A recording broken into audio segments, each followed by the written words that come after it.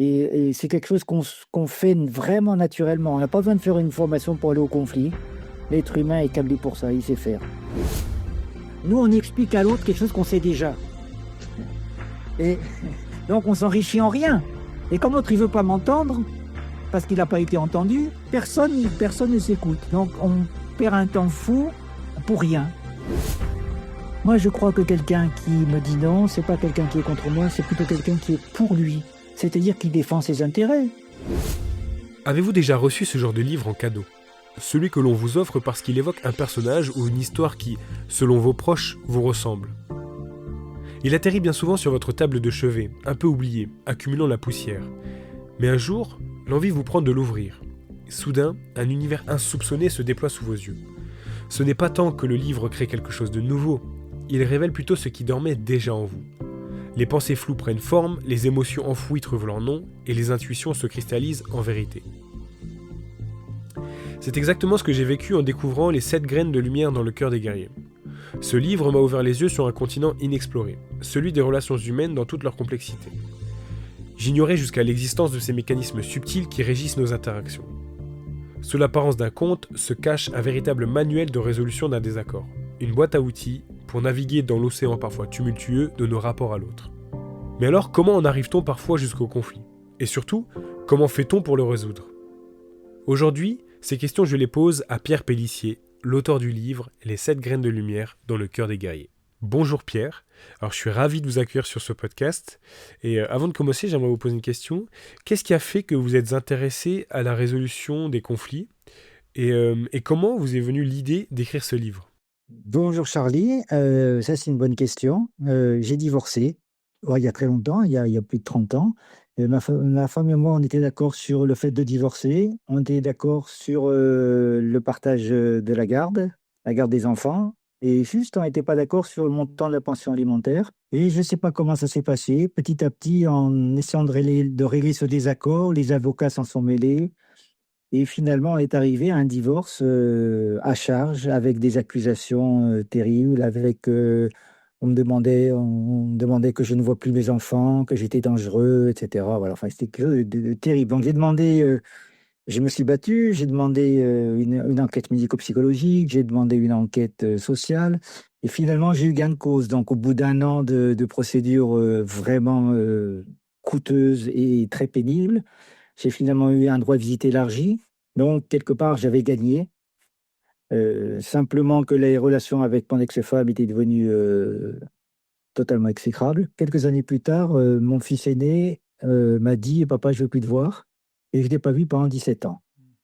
Donc, j'ai appris que ce jour-là qu'on ne gagne pas les conflits. Le rapport de force, si on ne gagne pas le rapport de force, un jour ou l'autre nous le fait payer. Voilà, donc ça vraiment. Et je me suis dit: «Mais comment est-ce que c'est possible? Comment est-ce qu'on a pu en arriver là?»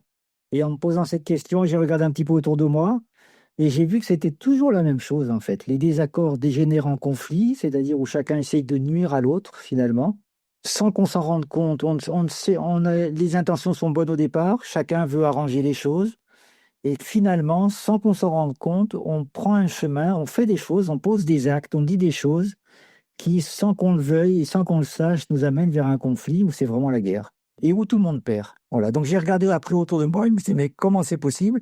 Et comment est-ce qu'on pourrait faire autrement?» Et donc j'ai réfléchi, j'ai lu, j'ai regardé, j'ai observé, j'ai pratiqué des choses. Voilà, une méthode est apparue, que j'ai rien inventé, hein, j'ai juste, il y a sûrement des gens qui font comme ça depuis des milliers d'années. J'ai commencé à enseigner dans les entreprises. Et voilà, c'est comme ça qu'est née la méthode. Et puis, au bout d'un certain nombre d'années, je me suis dit: «Ben, à chaque fois, j'ai 12 personnes dans une salle de formation, ça serait peut-être bien de communiquer, de partager ça avec un plus grand nombre». Donc, j'ai eu l'idée d'écrire un livre. Au début, c'était un livre théorique et donc je me suis ennuyé à l'écrire. Donc, rapidement, j'ai arrêté. Et une amie m'a dit: «Mais pourquoi tu n'écris pas un conte?» Et je me suis dit: «Ah, un conte, ça, c'est super». Et donc, j'ai écrit le conte, le livre sous forme de conte, et toute la structure pédagogique était déjà en place, puisque le cours était déjà en place, il fonctionnait très bien. Et donc, j'avais plus qu'à imaginer comment est-ce que je peux faire dire ce que je dis dans un cours, par les personnages d'un conte. Vous avez étudié les relations. Pierre, expliquez-nous pourquoi certaines de nos interactions dégénèrent-elles en désaccord et parfois même en conflit. Alors, le désaccord n'est pas une dégénérescence d'une interaction. Pour moi, les désaccords sont naturels. On veut des choses différentes, on voit les choses différemment. Et ça fait juste partie de la vie. Et le désaccord ne pose pas de problème. On peut très bien dire ah bah tiens, on est d'accord qu'on n'est pas d'accord. Et la relation reste bonne. Et on n'est pas dans une relation, on essaye de nuire à l'autre et de détruire les intérêts de l'autre. Donc le désaccord en soi n'est pas un problème. Par contre, les désaccords dégénèrent souvent en conflit. Et là, oui, on peut parler que ça dégénère, effectivement. Et les désaccords dégénèrent en conflit d'une façon qui est toujours la même. Et cette formation que j'ai faite, je l'ai fait pendant plus de 20 ans, 25, 30 ans peut-être. Des milliers de personnes font passer à cette formation. Et au début de la formation, je leur fais jouer un jeu de rôle de désaccord très simple. Et le processus est toujours le même. Et à la fin, ils s'engueulent. Et même si c'est pas vrai, même si c'est qu'un jeu de rôle, 20 minutes après, ils disent salaud, toi tu m'as menti, tu m'as dit ça, t'as fait ci. Et j'ai vu que le chemin qui mène des désaccords au conflit est toujours le même. Et on l'emprunte sans se rendre compte qu'on est en train de faire des choses qui vont nous mener au conflit. Quand on n'est pas d'accord, et ça arrive souvent, les gens ne sont pas toujours d'accord avec ce qu'on veut, ni avec ce qu'on leur demande de faire, ou avec ce qu'on leur demande tout court.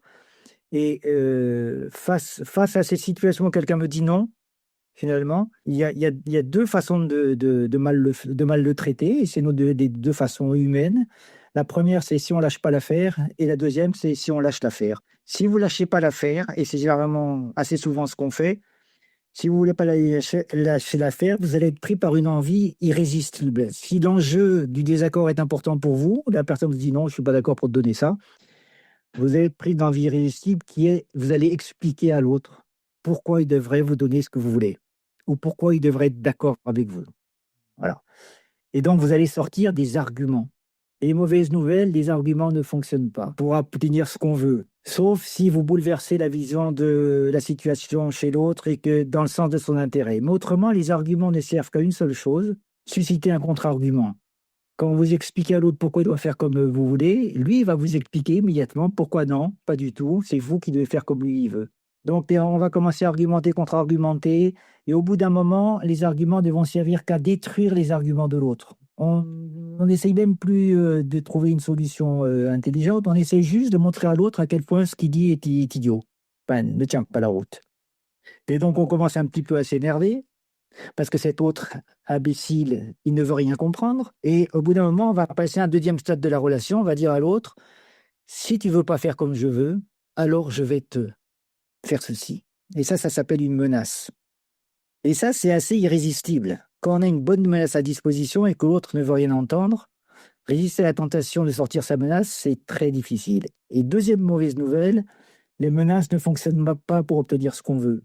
Sauf si l'enjeu est faible et que le rapport de force est disproportionné. Si vous marchez dans la rue, vous avez un cornet de frites et qu'un gangster vient et vous pointe un pistolet sur la tempe en vous disant « donne-moi ton cornet de frites », oui, vous allez lui donner son cornet de frites. Autrement, les menaces ne fonctionnent pas. L'autre va juste s'armer contre vous.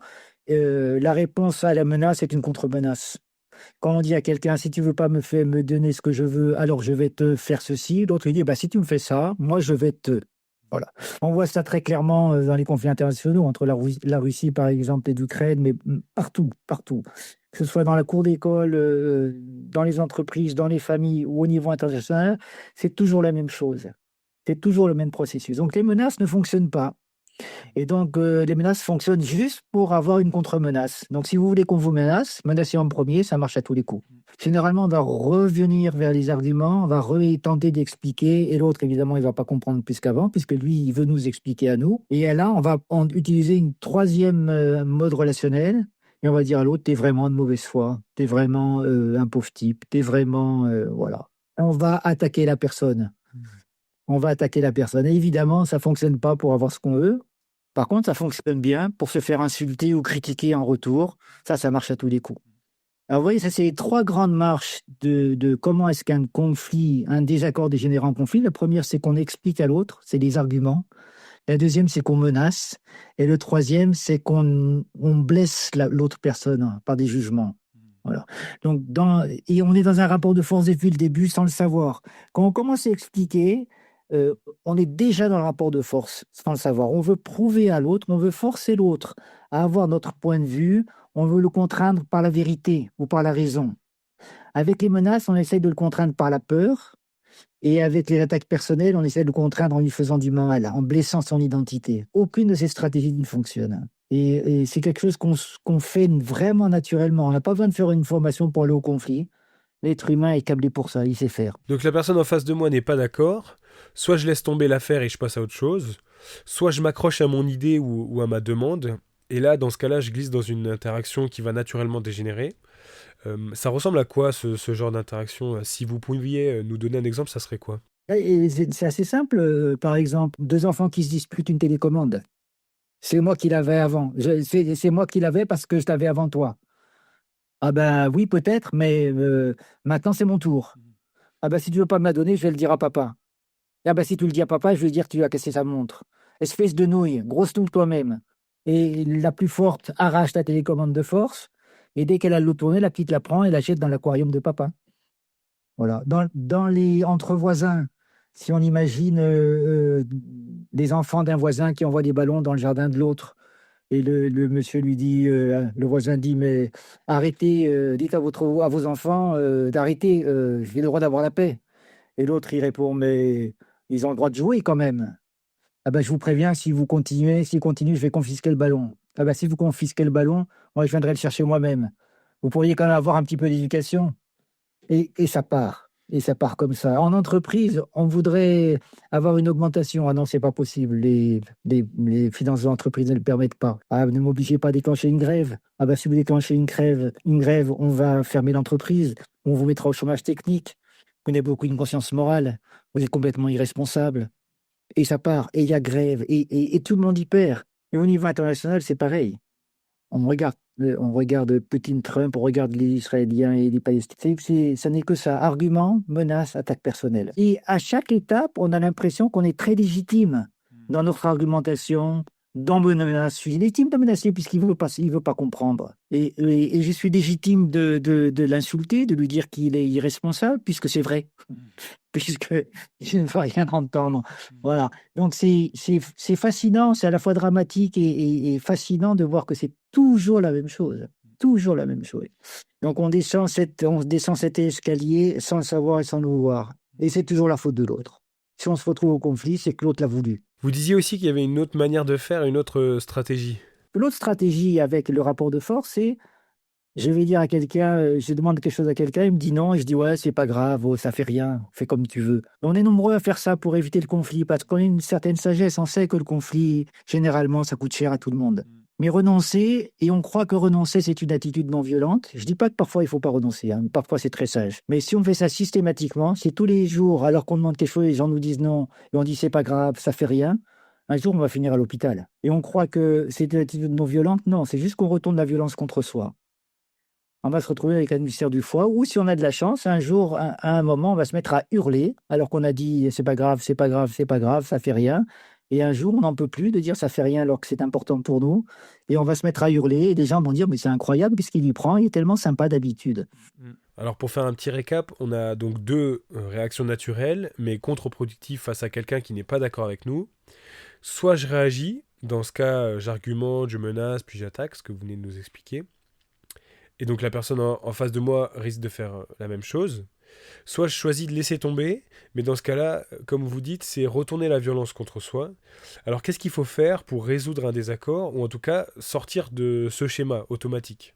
Il faut faire autre chose que ce que notre cerveau limbique, depuis 150 millions d'années d'évolution, nous demande de faire. Et souvent, l'expérience le montre que ce que moi et l'autre auront est mieux que ce que je voulais au départ. Les solutions que l'on trouve sont meilleures que ma propre solution. Dans ce type d'interaction, j'imagine que ça nourrit aussi la relation. Voilà, c'est bien que vous le disiez, parce que dans le désaccord, dans le conflit, on détruit, l'objet du conflit est généralement détruit, et la relation est détruite ou détériorée. Dans la résolution des désaccords, comme je vous la propose, on a mieux que ce qu'on voulait, et la relation est renforcée. Et les désaccords, pour moi, sont une opportunité pour avoir de meilleures solutions et de meilleures relations, si on sait s'y prendre. Et même après 30 ans de pratique, c'est un truc qui est très simple à comprendre et difficile à faire. Et pour moi, pour passer d'un désaccord à un accord gagnant-gagnant, c'est un escalier qui monte. Et chaque pas est un peu pénible, un peu frustrante. On préférait faire autrement. Oui, vous parlez de marches à gravir, de pas, d'étapes pour passer d'un désaccord à un accord gagnant-gagnant. J'imagine qu'il y en a 7 puisque c'est dans le titre de votre livre. Est-ce que vous pouvez nous en dire un peu plus? La première étape, elle est un peu étrange. Je vais vous raconter une histoire. Un jour, j'allais faire les courses à l'Intermarché à côté de chez moi. Et en partant, mon fils me dit, Papa, je voudrais une autre toilette. Donc très bien, je prends une autre toilette, je ramène les courses. Je lui tends son autre toilette et il me dit, Papa, Narcta, c'est pour les filles. Alors, je prends son autre toilette, je retourne à Intermarché, vendredi soir, plein de monde. Je vais au comptoir de vente, je dis, Madame, c'est après-vente. Je lui dis, Madame, voilà, je me suis trompé, je suis désolé, est-ce que je peux changer? Et elle me dit, vous avez le ticket de caisse? Et j'avais pas le ticket de caisse. Alors j'ai dit, bah non. Alors elle me dit, bah non, monsieur, c'est pas possible. C'est pas ticket de caisse, je ne peux pas vous le changer. Et la première idée qui me vient dans la tête, c'est de lui dire, mais vous ne comprenez pas. Et je vous l'ai dit, c'est un garçon que j'ai. Et ça, c'est une toilette pour filles. Donc, je vois la tentation d'argumenter, de lui expliquer. Et je me dis, Pierre, non, fais pas ça. Donc, je fais pas. Je mets l'argumentation dans ma poche. Je sais, et je sais pas quoi d'autre faire sur le moment. Je sais juste que ça, il faut pas le faire. Voilà. Donc, je suis un peu désemparé et je suis là. Et au bout des 3, 4 secondes, elle me dit, mais monsieur, peut-être que vous avez la carte de fidélité du magasin. Et je lui dis, bah non, je n'ai pas la carte de fidélité. Alors, elle me dit, oh, bah, si je n'ai pas la carte de fidélité, c'est pas la peine, je ne peux pas retrouver votre ticket de caisse, donc je ne peux pas vous changer votre eau de toilette. Et moi, la première idée qui me vient quand elle me dit ça, c'est, vous savez, je viens très souvent à l'Intermarché. Sous-entendu, si vous ne voulez pas, je ne viendrai plus chez vous. Regardez comme c'est bête comme menace. Mais c'est quand même ça qui me vient comme idée, hein? Parce que qui c'est que ça va embêter? Moi, pas elle. Mais c'est quand même ça qui me vient comme idée. Je suis à deux doigts de lui dire. Et là, je lui reconnais menace. Elle dit, Pierre, pas de menace. Rentre la menace dans ta poche. Donc, je mets la menace dans ma poche et je suis désemparé à nouveau. Je sais juste qu'il ne faut pas que je fasse ça et je ne sais pas quoi faire d'autre. Donc, au bout de 4, 5 secondes, elle me regarde et elle me dit, mais vous êtes sûr que vous n'avez pas le ticket de caisse? Alors, je cherche dans toutes mes poches et je dis, non, je n'ai pas le ticket de caisse. Alors, elle me dit, ah ben non, la procédure, c'est la procédure, c'est pas possible. Et moi, je déteste les procéduriers. Je trouve que l'esprit doit primer sur la lettre. Et vraiment, ce qui me vient, c'est de lui dire, mais ma pauvre fille, vous n'êtes qu'une procédurière. Et je reconnais attaque personnelle. Il dit, non, Pierre, surtout pas. Surtout pas. Donc, je rentre mon attaque personnelle, je résiste à la tentation de lui dire, et je suis vraiment bête, je ne sais pas quoi faire. Donc, je regarde mon eau de toilette et je me dis, Pierre, arrête avec ta méthode, ça suffit. T'as pas le temps.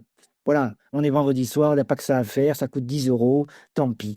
Et je me vois, dans ma tête, hein, je me vois sortir du magasin et ostensiblement jeter l'eau de toilette à la poubelle pour le passage à l'acte, pour la culpabiliser. C'est ça l'idée qui me vient. Et je me dis, Pierre, non, c'est nul ça. C'est un passage à l'acte, tu peux pas faire ça. Donc, je ne sais pas quoi d'autre faire. Je suis devant elle, j'ai mon eau de toilette dans les mains, je comprends que c'est idiot de la jeter. Et qu'est-ce qui me reste comme solution? Je lui offre. Je lui dis, ben écoutez, j'en ai pas l'utilité, je vous l'offre. Vous êtes une femme, je vous l'offre. Et elle me dit, ah non, monsieur, non, non, j'ai pas le droit. Non, non, non, non, non, non, ça c'est pas possible. Non, bon, euh, bon, écoutez, d'accord, je vais vous la changer. Et elle me dit, attendez-moi là, elle va dans le rayon, elle vérifie qu'il y avait bien les eaux toilettes l'eau toilette que j'avais prise, et elle me dit, venez monsieur. Et moi, je suis vachement content. Je la rejoins, j'ai choisi une autre eau de toilette pour garçon légèrement plus chère, et je la regarde et je lui dis, mais je vais peut-être prendre la carte de fidélité du magasin. Et elle me dit, ah ben voilà, il dit qu'elle est bonne. Ah. Et pour ainsi dire, bras dessus, bras dessous, on va à la caisse, elle me fait ma carte de fidélité, qui me donne des réductions à chaque fois que je vais chez Intermarché. Et, et je sors du magasin avec mon eau de toilette, une nouvelle copine, et en passant la porte, je vous jure, ce qui me vient, c'est, ils sont sympas les gens, pour peu qu'on les force pas. Donc qu'est-ce que j'ai fait? Quelle est la première marche? La première marche, c'est pas descendre l'escalier. C'est de résister à la tentation de descendre l'escalier. Donc c'est une non-marche, si on peut dire, hein. C'est pour ça que dans les marches, il n'y a que 6 marches. Mais la première graine de lumière, c'est ne pas descendre l'escalier, résister à la tentation d'argumenter, de menacer et d'attaquer la personne et évidemment de passer à l'acte. Voilà. Donc ça, c'est la condition sine qua non. Parfois, ça suffit. La plupart du temps, il faudra faire autre chose après. Donc, c'est pas suffisant à chaque fois. Par contre, si vous voulez aller au conflit, c'est suffisant. Argumenter, menacer, attaquer la personne, ça, c'est sûr que ça marche à tous les coups. Donc, la méthode que je propose, que je partage, c'est quand quelqu'un vous dit non, résister à la tentation qui va être là. Vous pouvez être sûr que ça va être de lui expliquer, de menacer et d'attaquer la personne et de critiquer. Le seul fait de ne pas réagir spontanément, ça permet déjà d'en arriver à un résultat comme celui que vous êtes en train de décrire là. C'est incroyable. Parfois, c'est très étonnant. C'est vraiment étonnant. Quand on ne fait pas ça, il se passe des choses. Alors, si l'enjeu est vraiment important, pour elle, ce n'est pas très important comme enjeu, ni pour moi d'ailleurs. Donc, des fois, souvent, il va falloir faire un peu plus. Et on va faire autre chose. Mais c'est le début. Et c'est difficile. C'est difficile de résister à la tentation, surtout si l'autre commence. Si l'autre détruit votre argument, si l'autre vous menace en premier, ou si vous critique en premier, alors là, mais c'est tellement difficile de ne pas renvoyer quelque chose. Et ça, c'est pour ça que je dis que c'est un art martial. L'approche que je partage, c'est un art martial de paix, mais c'est un art qui demande des vertus guerrières, de contrôle de soi, de discernement, de sensibilité, de conscience de ce qui se passe en nous. Voilà, donc première marche, c'est je ne descends pas l'escalier. Et ben, bon courage. Parce que la tentation, elle sera là, je vous le promets. Pour tout le monde, elle est là. Voilà, plus ou moins en fonction de l'enjeu et en fonction de la relation que vous avez, de votre fatigue, de plein d'autres choses. Mais il y a une bonne chance pour que la tentation soit là et que l'impulsion de descendre l'escalier, d'argumenter, de menacer ou de critiquer vous prenne. Donc, premier truc, résistez à la tentation. Faites pas. On ne sait pas quoi faire d'autre, mais on sait qu'après, on va prononcer un mot qui est important. Voilà. La première marche de l'escalier, que je vais commencer là à monter, il ne s'agit plus de pas descendre, il s'agit de monter, c'est que si je sens la colère qui s'empare de moi, et c'est vrai à n'importe quel moment de l'échange, il va falloir que je sache faire quelque chose. Je vous en parlerai peut-être à la fin parce que c'est un truc un peu plus complexe et qu'il n'y a pas toujours la colère du début. Je vous proposerai 3 méthodes, même 4, qui marchent bien. Et c'est vraiment important de savoir faire. Voilà. Parce que la colère, elle va m'envoyer directement dans l'escalier qui descend. La deuxième marche, généralement, ça commence comme ça. Quand quelqu'un nous dit non, c'est-à-dire qu'on demande quelque chose à quelqu'un qui nous dit non, je ne sais pas comment ça se passe pour vous, mais quand quelqu'un vous demande quelque chose, qu'est-ce qui est plus risqué dans la relation? C'est de dire non ou de dire oui? De dire non. C'est de dire non, c'est clair. Donc, nous, on le sait pour nous-mêmes. Quand je dis non, c'est pas facile à tenir. Il y a un risque dans la relation. L'autre, il va peut-être pas être content. Vraisemblablement, il sera pas content. Voilà. Et peut-être que quelque chose va commencer entre nous qui va dégénérer en conflit. Donc, celui qui dit non, il est dans une espèce d'insécurité. Moi qui est la personne à qui on dit non et que je comprends ça, je sais que la première chose que je vais commencer par faire, c'est rassurer la personne en face de moi. Le rassurer en lui disant, comme je peux, grosso modo, quelque chose comme « tu as le droit de ne pas être d'accord avec moi, et si j'étais à ta place, sûrement que je dirais non moi aussi ». Et vous dites ça, on peut dire ça en un seul mot. Ce mot, il signifie, c'est une déclaration de non-guerre. Il signifie, tu me dis non et je ne vais pas te faire la guerre. Et ce mot, c'est donc quelqu'un qui me dit non, la première chose qu'il va entendre, c'est « ok » ou « bien ». Bon, oui. Ça ne veut pas dire que je suis d'accord avec lui. Ça veut dire juste que je suis d'accord avec le fait qu'il ne soit pas d'accord. Et lui, il va l'entendre. Ça veut juste dire, je ne vais pas te faire la guerre. Voilà. Et ce OK, il est important pour lui, mais il est aussi important pour moi. Je le dis à lui, mais je me le dis à moi. Et à moi, c'est un sens un peu différent. Je me dis, OK, Pierre, les choses ne vont pas se passer comme tu pensais. En face de toi, tu as quelqu'un, et c'est la réalité, malgré ton désir, qui te dise oui, tu as quelqu'un pour l'instant qui te dit non. C'est ça la réalité. Et il a sans doute de bonnes raisons de te dire non. Donc, ce premier OK, il est essentiel, d'accord ou OK. OK, c'est le mot le plus simple, mais ça peut être bien, bon ou juste rien.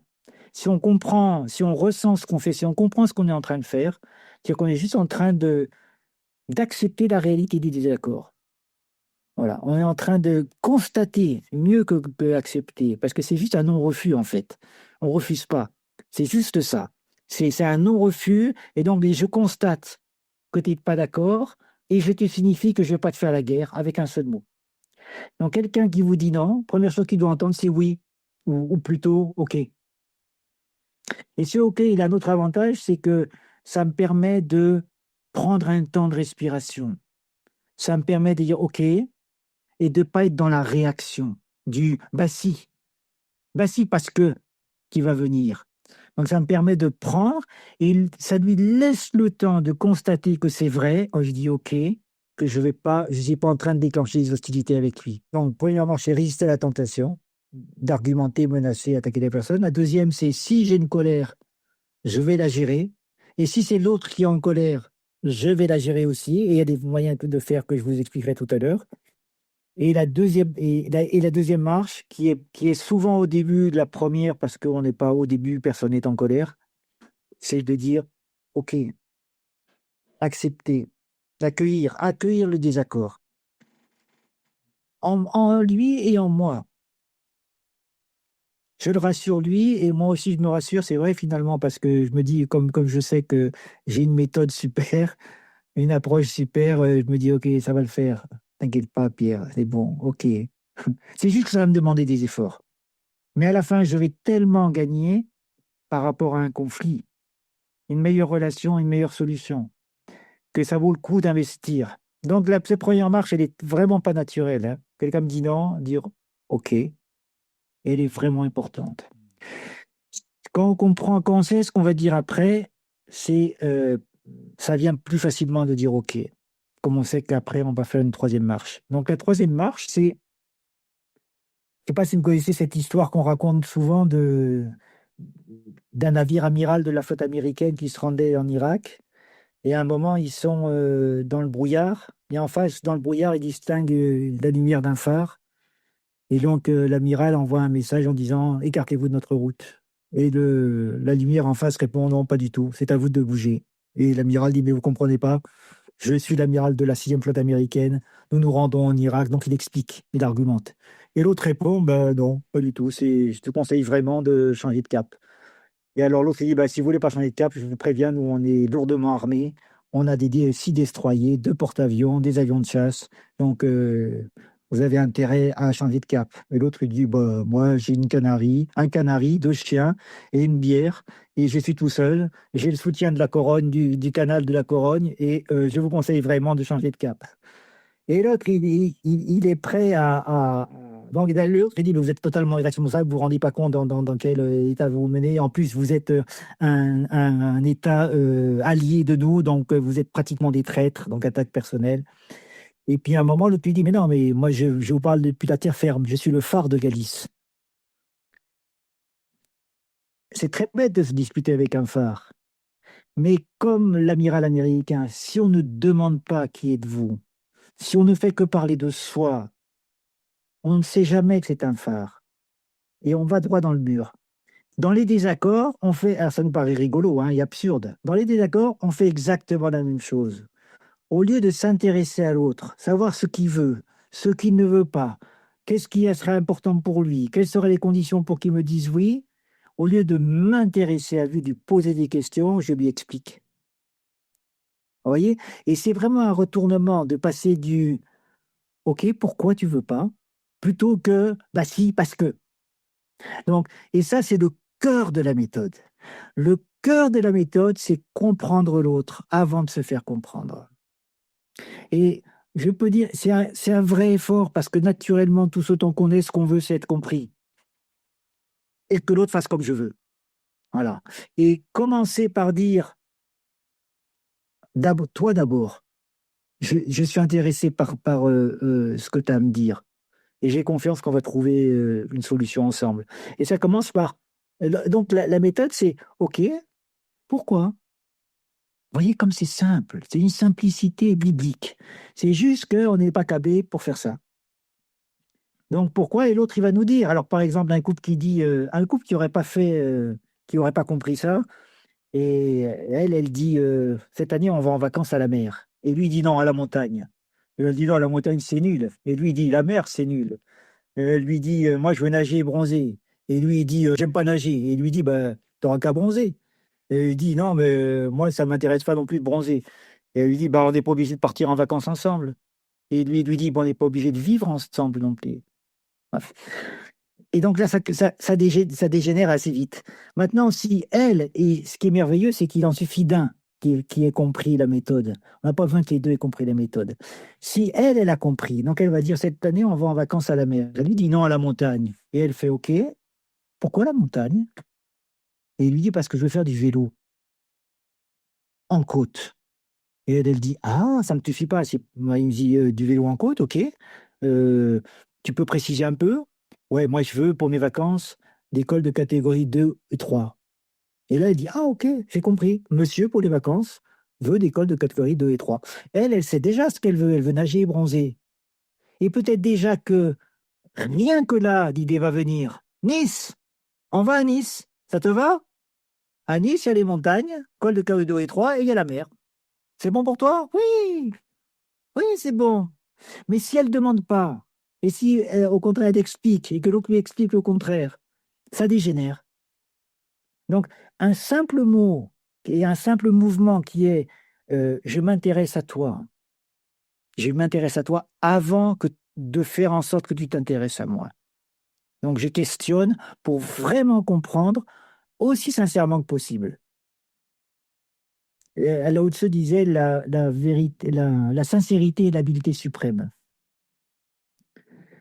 Sincèrement, je m'intéresse parce que si je comprends ce qu'il veut dans la solution, je vais lui donner les Alpes.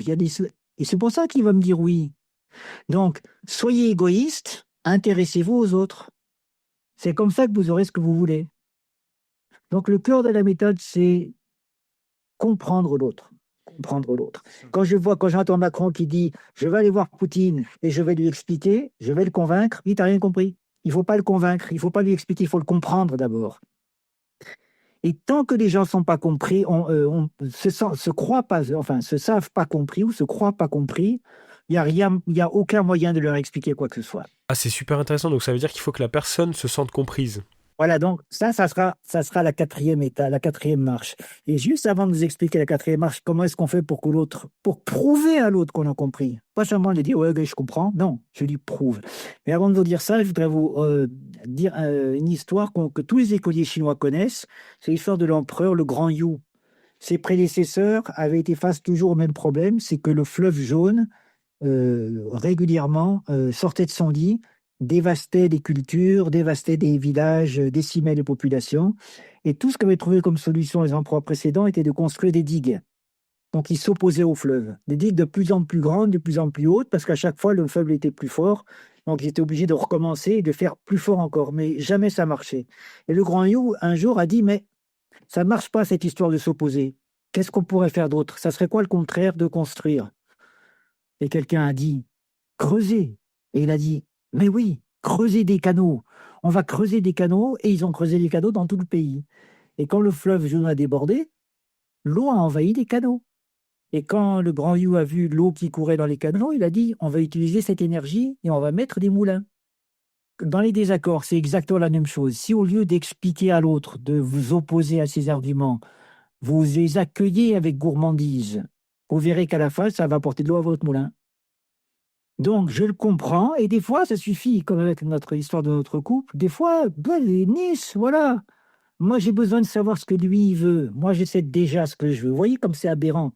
Nous, on explique à l'autre quelque chose qu'on sait déjà. Et donc, on s'enrichit en rien. Et comme l'autre, il veut pas m'entendre, parce qu'il n'a pas été entendu, personne ne s'écoute. Donc, on perd un temps fou pour rien. Alors que comprendre l'autre, là, je vais m'enrichir d'une vision différente de la réalité, plus grande et plus riche. Donc, c'est moi qui y gagne. Lui aussi, il y gagnera. Mais c'est mon intérêt à moi de m'intéresser à l'autre, contrairement à ce qu'on croit. Voilà. Donc, ça, c'est vraiment le cœur de la méthode. C'est tout l'esprit. Je m'intéresse à toi d'abord. Et donc, une fois que, des fois, l'idée vient juste d'avoir compris. Des fois, c'est pas suffisant. Ben, il aurait pu ne pas avoir l'idée de Nice, par exemple. Et donc là, on continue le processus et on va grimper la quatrième marche. Donc, la quatrième marche consiste à prouver à l'autre qu'on l'a compris. Comment est-ce qu'on fait ça? J'imagine que vous le savez. Elle va lui dire, ah, si je comprends bien, ce que tu veux, toi, pour tes vacances, c'est l'école de catégorie 2 et 3. C'est ça? Et qu'est-ce qu'il va dire? Oui! Il va être vachement content. On adore être compris. Si on parle, c'est pour être compris. Quand on n'est pas compris, c'est douloureux. Et quand on est compris, on est vachement content. Donc, lui, il va lever les sourcils. Hein, ça, c'est un signe réflexe de paix. Hein. Quand on fronce ses sourcils, on est prêt à se battre. Quand on les lève, il va dire oui, c'est ça. Et quand il a dit oui, là, déjà, on a fait une bonne partie du petit. C'est important de reformuler parce que on n'est jamais sûr qu'on a vraiment compris. Et des fois, il va nous dire non, c'est pas tout à fait ça. Il y a ça, mais il y a aussi. Voilà, il va rajouter des choses peut-être. Ou alors c'est simplement qu'on n'a pas bien compris ce qu'il voulait. Oui, et si on se trompe, c'est pas grave. L'effort est là, l'intention est là, la personne va le sentir, j'imagine. Et, euh, et généralement, par expérience, j'ai l'impression que généralement, ce que font les gens, c'est qu'ils prennent le temps, même quand on s'est trompé, de nous réexpliquer ce qui se passe pour elles. Voilà, ça n'a aucune importance. On va même, même c'est une preuve de plus qu'on n'est là, pas là pour le convaincre, mais pour essayer. En fait, ce qu'on essaye de faire avec la méthode, c'est on essaie d'être convaincu par l'autre. Que ce qu'il veut, et jamais on discute. Jamais, j'ai pas besoin de lui prouver que c'est pas bien ce qu'il veut. J'ai pas besoin. J'ai juste besoin de savoir ce qu'il veut. Et dans ma solution, je vais lui proposer ce qu'il veut, sans oublier ce que moi je veux. Voilà. Et donc, je vais reformuler. Donc, si je récapitule un peu, il me dit non, je dis OK. Pourquoi tu veux pas? Ah, ben parce que moi, je veux des cols de catégorie 2 ou 3. Ah, OK, donc toi, c'est des cols de catégorie 2 ou 3 que tu veux pour tes vacances. Tu veux faire du vélo en côte, c'est ça? Ah oui, OK. C'est des fois, rien qu'en reformulant, ça nous permet à nous-mêmes, en l'exprimant, de mieux comprendre. Et des fois, même l'idée va venir là. Ah ben Nice, quand je reformule. Voilà. Et des fois, non. Des fois, il n'y a pas d'idée. S'il n'y a pas d'idée, je continue le processus. Et je vais grimper la cinquième marche. Et à ce moment-là, on va arriver à un point assez crucial. C'est comme un aiguillage à trois voies. Il y a deux pièges et un bon chemin. Il y a deux chemins avec des pièges et un bon chemin. Le premier piège, si vous êtes quelqu'un empathique, c'est de dire, bon ben d'accord, on va faire comme tu veux, on va aller à la montagne. Voilà. Donc vous renoncez à vous-même. Et ça, c'est un vrai piège. Hein. Vous avez vraiment compris quelqu'un, on a envie de faire comme il veut. Le deuxième piège, et ça c'est plutôt bon pour ceux qui sont un peu affirmés, qui ont l'habitude de ne pas se laisser faire, c'est qu'on va repartir dans l'argumentation. Et on fait ça avec un seul mot. On va dire oui, mais. Et on va recommencer une argumentation, par exemple pour détruire les arguments de l'autre. Mais voilà. Donc, si vous dites mais, vous signifiez à l'autre que tout ce qu'il a dit avant ne compte pas pour vous. Et que ce qui compte vraiment, c'est ce que vous allez dire après le mais. Ce sac est beau, mais cher. Vous avez décidé de ne pas l'acheter. Donc, dès que vous dites mais, ou toutefois, cependant, néanmoins, vous signifiez une opposition. Et l'autre va l'entendre. Plus ou moins consciemment, il l'entend, il comprend. Et là, vous allez retomber dans une argumentation. Donc, comment est-ce qu'on fait pour pas faire ça? De la voie, c'est-à-dire ni renoncer, ni retomber dans une opposition. J'appelle ça la voie du ni paillasson, ni hérisson. Ça va être la voie de la juxtaposition. C'est-à-dire, au lieu que d'opposer notre point de vue ou d'y renoncer, on va juxtaposer notre point de vue à côté de l'autre. Toi, tu veux d'école de catégorie 2 et 3, et moi je veux nager et bronzer. Donc c'est une logique non pas de mais de et le et souvent il est un peu difficile à dire, donc on va dire par exemple pour moi, de mon côté. Et avec cette simple formulation, l'autre entend qu'on n'oppose pas ce qu'on va dire à ce qu'il a dit, mais qu'on le juxtapose. Toi tu veux des écoles de catégorie 2 ou 3, ok. De mon côté, j'aimerais nager et bronzer. Vous voyez, on n'envoie pas balader son point de vue. On juxtapose plutôt que de dire mais comme ça, ou de renoncer. Une fois qu'on a dit ça, et on va dire là, et on va dire de mon côté, et on va dire là tout ce qu'on aurait peut-être dit lorsqu'on aurait argumenté, sauf que c'est pas pour convaincre, c'est pour donner à voir à l'autre. parce que peut-être que c'est l'autre qui aura l'idée. Tout ce que je fais va le mettre naturellement en coopération. Donc, il va avoir envie de trouver des solutions. Comment je mets quelqu'un en coopération? En me mettant moi d'abord en coopération. Je me mets moi en mode coopération et l'autre, il va se mettre en mode coopération tout seul. Je me mets moi en mode confrontation, l'autre se met immédiatement en mode confrontation. Donc, c'est moi qui commence. OK, pourquoi? Ah, si je comprends bien, ta-la-la-la-la-la. De mon côté, voici ce que j'aimerais. Et là, on va pouvoir dire tout ce qu'on veut. Mais l'autre va entendre. Pourquoi il nous écoute? Parce qu'il sait qu'il a été compris. On lui a prouvé. Et une fois que les gens ont été compris, ils se taisent, ils écoutent. La juxtaposition, et c'est tellement simple, c'est juste remplacer mais ou cependant par de mon côté, pour moi, voilà ce qui serait bien pour moi. Comprendre l'autre, ça ne m'implique en rien. Quand je dis pourquoi tu veux pas et qu'il me dit tout ce qu'il a à me dire, je ne m'engage à rien quand je comprends quelqu'un. Ça m'engage à rien. Je peux toujours partir au conflit si je veux, je peux toujours faire ce que je veux. Enrichir sa vision de la réalité du monde n'est absolument pas, je me commets en rien et je m'engage à rien. Reformuler, c'est pareil. Ça ne veut pas dire que je suis d'accord, que dire que je l'ai compris. À aucun moment, je dis que je vais faire comme il veut. J'essaie juste de comprendre et trouver des solutions pour qu'il ait ce qu'il veut. C'est vraiment important de comprendre que comprendre quelqu'un, c'est juste quelque chose qui va augmenter mon pouvoir. Et pas au détriment de l'autre, dans le bénéfice, dans mon bénéfice et le bénéfice de l'autre. Parce que je vais lui proposer ce qu'il veut. Et ce que moi je veux, sans m'oublier. Donc peut-être que c'est lui qui aura l'idée. Pourquoi c'est important des fois, on peut avoir tendance à aller tout de suite à la 6e étape, mais qu'on va voir tout de suite. Mais la 5e étape, elle est importante parce qu'on donne à voir à l'autre ce que nous on veut. Comme ça, c'est extraordinaire, c'est que la juxtaposition nous permet de reconfigurer 2 problématiques qui s'opposent en une seule problématique et qu'on va signifier dans la 6e étape. Une fois qu'on a juxtaposé et qu'on a dit, moi, de mon côté, ce que j'aimerais, c'est nager et bronzer dans la mer. Et en 6e étape, on va poser ce que j'appelle la question magique. Donc, c'est la question qui reconfigure 2 problématiques en une seule. Et on va dire, comment est-ce qu'on pourrait faire pour que tu aies des cols de catégorie 2 ou 3 et que je puisse nager et bronzer dans la mer? Et là, vous verrez, c'est extraordinaire parce que les cerveaux se mettent tout de suite à réfléchir. Les gens adorent les énigmes. Surtout si dans l'énigme, il y a ce qu'eux, ils veulent. Ils se mettent tout de suite à réfléchir. Généralement, les yeux partent en haut à droite ou en haut à gauche. Et les gens disent, ils essayent de trouver une solution. Et ça se fait sans même qu'ils décident. Ça se fait tout seul. Quand vous posez la question, comment est-ce qu'on pourrait faire pour que tu aies ce que tu veux et moi aussi? Mais en nommant les choses, encore mieux, comment on pourrait faire pour que tu aies des cols de catégorie 2, 3 et que moi je puisse nager et bronzer dans la mer? Tout de suite. Et peut-être, oui, il va dire Acapulco. Mieux que Nice. Voilà. Et donc, la 6e étape, c'est juste poser la question.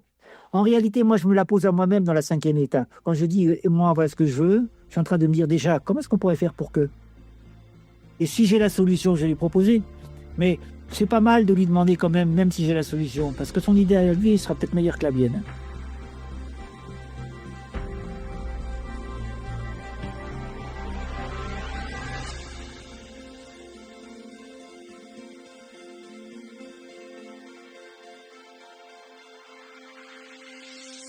Vous venez d'écouter la première partie de l'épisode 3. Dans la seconde partie, vous découvrirez la méthode de Pierre pour gérer ses émotions et les émotions de l'interlocuteur pendant un désaccord. Merci à vous, chères auditrices et auditeurs, d'avoir écouté cet épisode. Si la méthode vous intéresse, vous retrouverez le livre Les 7 graines de lumière dans le cœur des guerriers, écrit par Pierre Pélissier aux éditions Erol. Si vous voulez soutenir ce projet, n'hésitez pas à partager et noter cet épisode. Pour en savoir plus sur l'organisme de formation ACP France, je vous invite à visiter le site www.acpfrance.fr. Quant à moi, je vous donne rendez-vous très bientôt pour la suite de cet épisode. D'ici là, prenez soin de vous.